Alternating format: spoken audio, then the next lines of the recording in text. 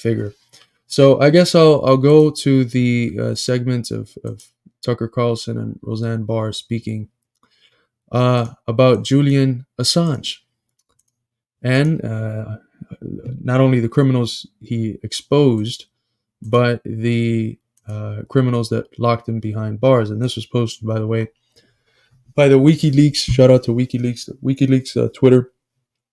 They premised it by saying Tucker Carlson talks to Roseanne Barr about the continued incarceration of WikiLeaks founder Julian Assange. Quote, they are torturing him to death in front of all of us. Mike Pompeo tried to have him murdered, which is true. He's not even charged with a crime in the U.S. So let's give this a watch. And Tucker's one of those really interesting figures to study. There's some stuff where you hear him talk and it's borderline fascistic and racist, and then there's other stuff where it's like how did they let you for that long speak certain truths? The way he approached the proxy war against Russia, you're speaking I don't know what else to call it, but speaking truth to power. I don't know why, but he was aligning himself with somewhat of a peace movement there. There's been some other areas after the Uhuru movement leadership was attacked. I think he had Omeli Yeshiteli. I'm sorry if I'm getting the name wrong. I believe he had him on, or he did do a segment where he played a speech that Omeli did. So, and he condemned the attacks on the Uhuru movement leadership. He's done some other stuff where it's like, it's strange to see him speak out against the establishment.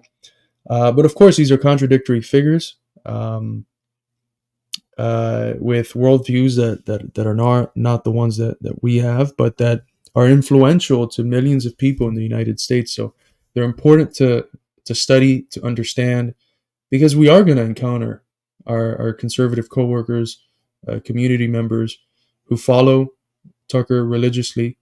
And if we can tell them, if you like Tucker, there's this way he describes the proxy war against Russia that's really interesting. Here's what is very correct about that. Boom. You start on a point of commonality. And then on the basis of that point, you help them rethink about the point where Tucker is right by expanding the way that the person makes sense of it. With one of the things that the Marxist worldview does is help you make sense of things, and everyone wants to make sense of the world. Some are too lazy to make sense of it in a way that's actually better.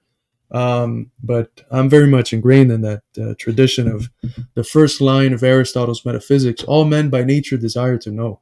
I think that's still true. If we can help people make sense of things without that initial interaction becoming a barrier, because the first thing we say when they tell us that they like Tucker, we say, "Oh, he's a fascist. You're a fascist." It's not the best way to organize. But if they tell us, we like Tucker, we can say, well, there's this interesting comment that he makes about Julian Assange.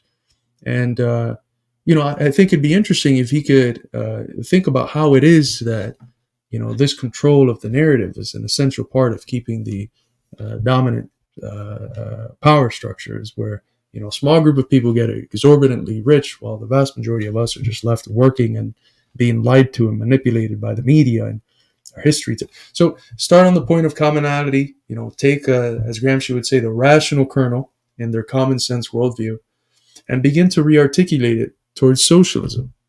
And that's going to be a process that is facilitated if you start on that point of commonality. If you start on the point of disconnection, if, they tell you like Tucker and the first thing you bring up is, well, Tucker's a racist when it comes to immigrants. So are you a racist? It's not going to be the best approach, even if there's truth to that statement. Being true, being on the side of truth is only half of it. When you're an organizer, when you're a revolutionary, it's only half.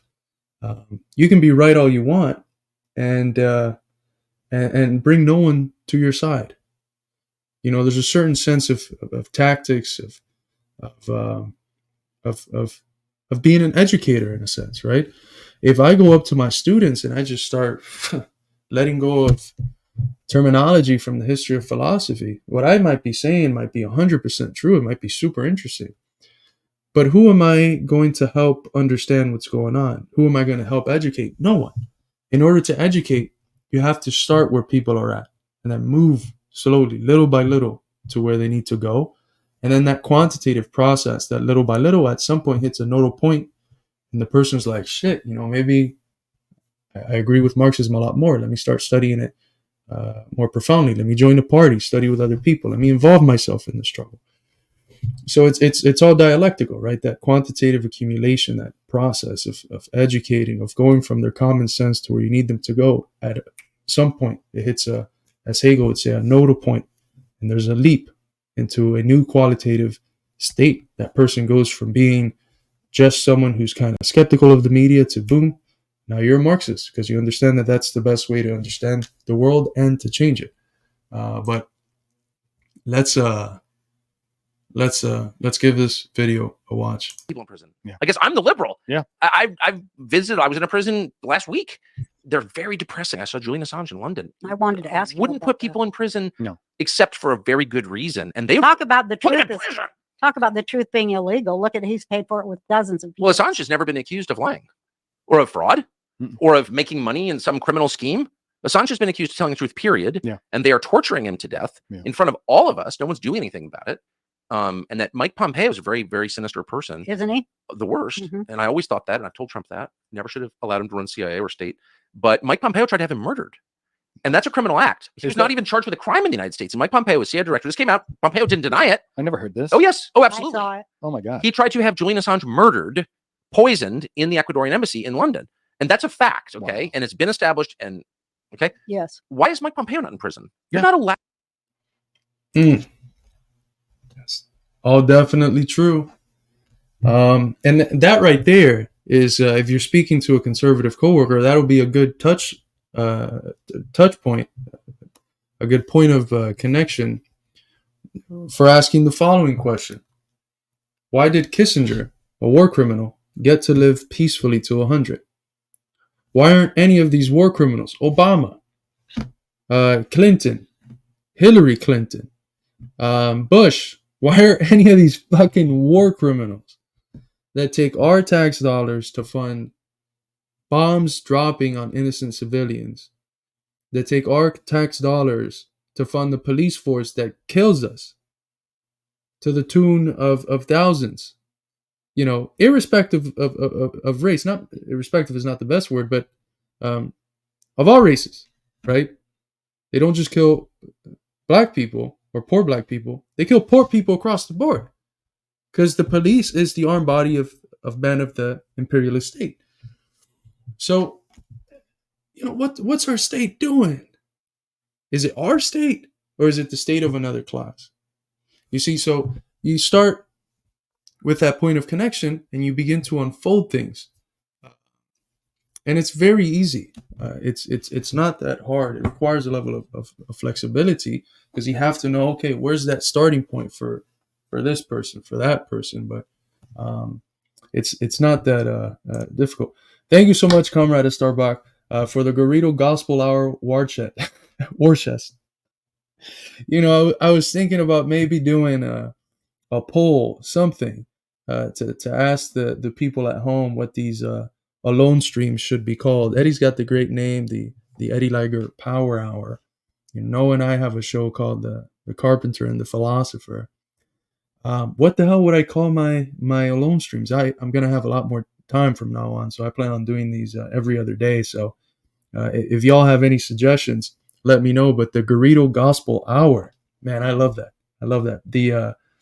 The Catholic seminarian in me. I went to I wasn't a seminary. I went to a private Catholic undergrad, so that part of me likes the Garrido Gospel Hour. I was militantly atheist for some reason until I took my Catholic religion courses and read some of the Catholic literature and the Catholic social teaching stuff. I was like, holy shit, this overlaps a lot with my Marxism. So it was a little bit less dogmatically atheist after that. But thank you so much, comrade. from the fine art revolution, which before the last stream was ended, we showed a great comment that you all did on that protest in the Starbucks. Gotta sleep. Thanks, Carlos and chat. Night. Thank you so much, brother, for the $2 super chat, and thank you again, Starback, for the €10 super chat. These are again fundamental for the Institute. We wouldn't be able to do even a fraction of what we do if it's not for this grassroots funded. So thank you so much. But let's keep this rolling a bit longer. Allowed to murder people extrajudicially, especially when they haven't even been charged in the United States, which he had not been. Wow. So Mike Pompeo runs around these stupid. And this is the country that touts rule of law, right? It's all pure deception. It's all hypocrisy. None of the enunciated values, none of the enunciated laws are ever measured up to. They're never measured up to.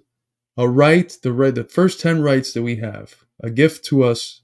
I'm talking about the Bill of Rights, the first 10 amendments to the American Constitution, the gift given to us by the anti-federalists who felt that the Constitution was elitist. It was an aristocratic document. Those rights are violated as soon as you challenge the elite. Where's the First Amendment, the right to free speech? Where's the right of media for Julian Assange? It's nowhere to be found. It's the person that speaks truth that challenges the narrative of the liars, of the misinformers, who then have the audacity to call themselves the ones that are battling misinformation. Talk about a fucking upside down world, huh? So it's the people that expose the crimes of the elite and its political puppets that are incarcerated, that are criminalized, that are tortured. But it's not the people whose crimes he exposed. None of those people. Nothing has happened to any of them. Nothing has happened to any of them. Stupid Republican donor events, and you're like a world expert on whatever, and he's a criminal, and he should be in jail. Like, if Julian Assange is in jail, how about the attempted murderer, right?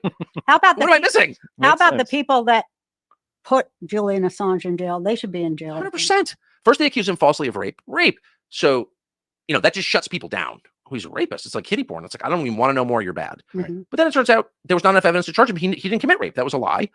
He's never been accused of doing anything. By the way, he spent 4.5 years in prison in the UK at Belmarsh Prison, which is where all the murderers in London go. Good God. And he's never been charged with a crime. Wow. In the United Kingdom. To this day, he's not charged with a crime. He's being held at the request of the US government. And he's just sitting there, and they're torturing to death. I mean, he's, of course, dying, as you are when you've spent a total of, 13 years now in incarceration. So I wanted Trump to pardon him. And I was I was disappointed. And I think, Trump, I would say one. Here's another point, right? A lot of these people, the liberals want us to think that the folks that like Trump are, the most dogmatic people who just religiously follow everything Trump says. And sure, there might be some that are like that. But the vast majority of them are willing to have these sorts of critiques, like the one that Roseanne Barr made. I wanted him to pardon Assange. Why didn't he pardon him? There's others that criticize other parts of Trump's actions while in office, other opinions that he's stated since he left office. So we can contextualize that Trump phenomenon. We can't do that if we start by, this is a fascist movement. All of you are fascists. I don't care how much truth there might be to Trump's affinities with a certain form of fascism. First of all, if we're thinking about fascism from a materialist standpoint, the whole fucking state is en route to fascism. We're seeing a lot of proto-fascism coming from both parties, because that's structurally, fascism is that moment where coercion becomes a little bit more dominant than it used to be. The democratic rights of working people and marginalized, oppressed peoples are rolled back in order to secure the profits of capital.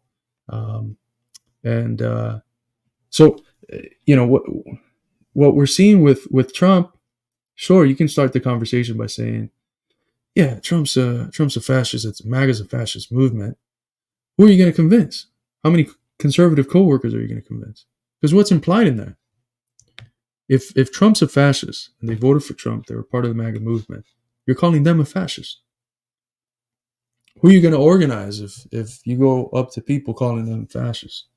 So that doesn't work. So if you have a different sort of analysis, if you go at it from the standpoint of, look, working people are so damn tired of the establishment that they voted for Trump because he presented himself as an outsider, someone that was going to drain the swamp, that was going to combat the deep state, the national security state, which is what the deep state is understood as, that was going to fight against the establishment. But let's analyze whether that's actually the case. And, that's what you wanted out of Trump. Here's why Trump structurally can't do that. And here's what can. And it's socialism that can.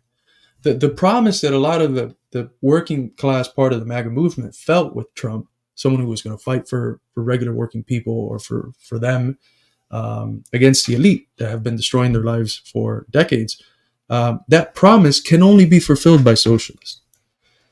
But it can't be fulfilled if we approach these people in the very condescending, almost antisocial manners in which a lot of the left has been, where they've just accepted the dictum of Comrade Hillary Clinton that these are all a bunch of baskets of deplorables. That's absurd. That's a form of the purity fetish. This part of the working class is not enlightened enough in terms of various social values that we consider to be enlightened, and therefore we're going to cancel them. They're too impure to organize. We're not going to organize them. They're too backwards to organize. That's absurd. Any member of the working class, regardless of their ideological position, has potential to be a part of this great movement of humanity that's embodied in working people and that can bring about a world that's radically free unlike anything we've ever seen before, that's a lot more democratic, that's not governed by exploitation and the interests of capital. Don't let anyone fool you. We want to organize our class. We're not, sitting there asking, well, who'd you vote for? And who'd you vote for? And what do you think about this issue or that? No. We're organizing working people, irrespective of their ideological positions. We're organizing them as a class and bringing them towards socialist class consciousness. That requires us going down, being with them, not being condescending. We go down to learn and also come up with them. It's neither the case that we're the sort of elite that is just far ahead of the people and that's like trying to drag them, but it's also neither the case that we only go down to the people to stay there and chill. It's a both and. It's a dialectical relationship. We learn from the people and we also lead the people as the people. I think very fair criticism of Trump. He does tend to surround himself with some of the most mediocre people. Yeah. And I don't think he can find better. That may be right.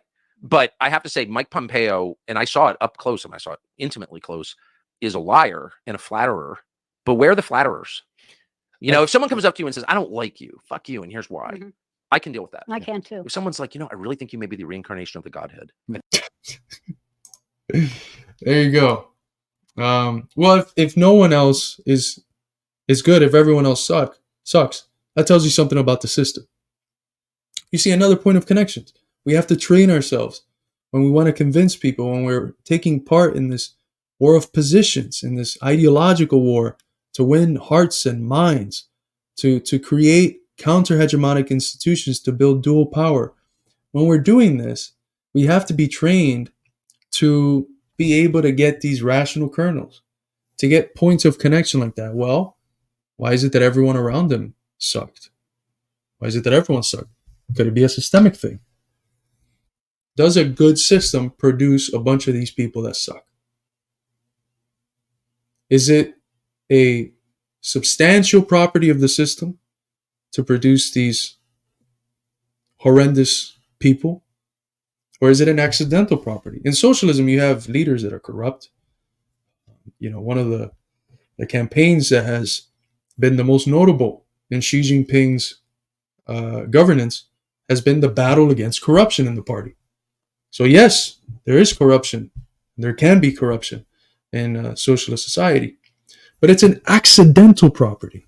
That means it is not a substantial property. It is a property that it could exist without, and that it ideally would exist without. That's not the case in capitalism, because what ends up to any rational person thinking from the standpoint of the people looking like corruption, politicians representing the elite, is a structurally necessary component, a substantial component of the system itself. The system has to produce these. What are accidental uh, properties are when the system produces people who are honest and fight actually for working people with a certain level of decency. People like the late Mike Gravel.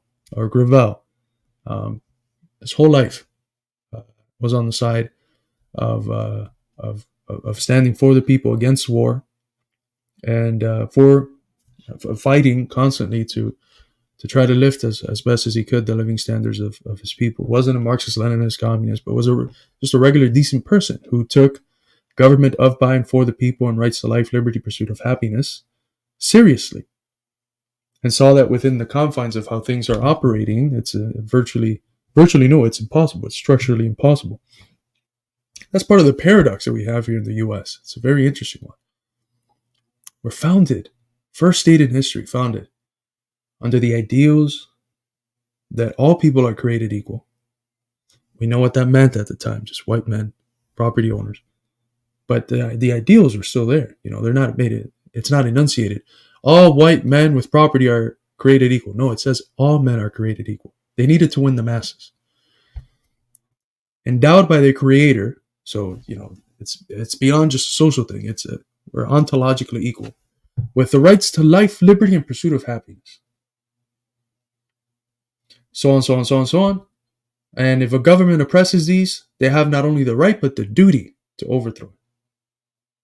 What more radical foundation? And then the statements made in the Gettysburg Address. Another one of these pivotal documents that represents that Second American Revolution that we call the Civil War. Government of, by, and for the people. What we have fought here, what many have died for, is the attempt to preserve a government of, by, and for the people. Let me tell you something, folks. The logical and practical conclusion of all of those ideals is socialism. Socialism. You can't have a government of, by, and for the people under capitalism. The whole point of the government under capitalism is to serve the capitalists, which is a small fraction of society. So again, logical and practical conclusions of these ideals that the American people buy into, that they already believe, is socialism. So again, going back to how we organize on the basis of where people are at and then take them to where they have to be, if people are buying into these ideals, which they are, the vast majority of them are, that's a perfect starting point to take them to socialism. That is how the foundation of American socialism emerges.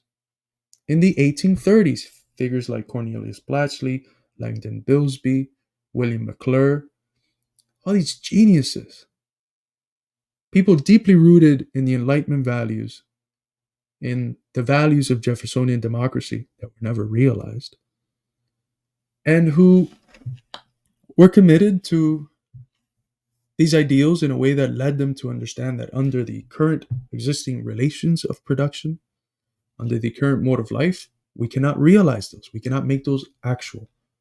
We need socialism to make those actuals. The idea they had of socialism was like a form of communalism, cooperativism, and it was still rooted in certain forms of utopian hints, but it was the kernel for a scientific socialism a couple decades before Marx and Engels. Very impressive. We don't know this history. This history has been ignored. It's been hidden from us. Can you imagine, after decades of the elite and their puppets, their ideologues telling us, no. So socialism, that's anti-American. The American people will never believe in socialism. What is it that Trump said a while back? We will never be a communist country. Motherfucker. Where were the utopian socialist experiments at? What country were they in? Most of them. In the U.S. The Owenite communities, New Harmony, the Fourierist communities, they were all in the US. We were, in many ways, the birthplace of modern utopian socialism. The people that Engels talks about in Socialism, Utopian, and Scientific, Saint-Simon, Robert Owens, Charles Fourier, the communities, utopian communities that were created on the basis of their thought, were in the US. The US was the first place that I know of to develop from the 1830s. Decades, 2 decades before. So Marx and Engels developed Marxism proper around 1845, 46. That's when they're writing the German ideology. From the 1830s, 1820, even earlier, 1826, you have these texts of people trying to analyze the dominant economic system scientifically and seeing how, from the basis of the contradictions in that system itself, you can have something like socialism. That is an insane revelation. How are you going to tell me that the history of our people is antithetical to socialism when we had the first utopian communities of the modern world, and most of them, and when it's very likely that the first attempt at formulating scientific socialism, what we will later come to know as Marxism, was attempted here in the US. And the people that attempted it were in contact with folks like Jefferson, who, very contradictory figure, imperialist, blockade against Haiti, expansion westward, but who was sympathetic to some of those ideas. Slave owner. So, how are you going to sit here and talk to me about the supposedly unbridgeable gap between our people's history and our people and socialism? It's absurd. That's why we developed the Journal of American Socialism. It's a way for us to reflect on the history of struggles that our nation has partaken in. And this is necessary.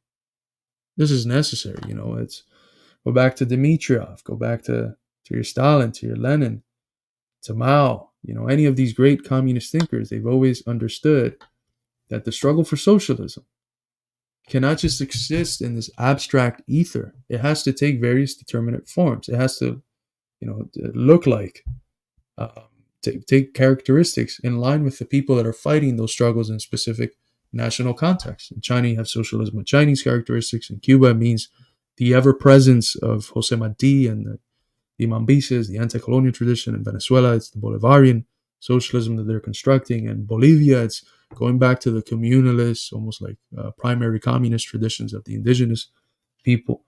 It takes specific forms, and the content is the same. The content is socialism, but it takes a national form.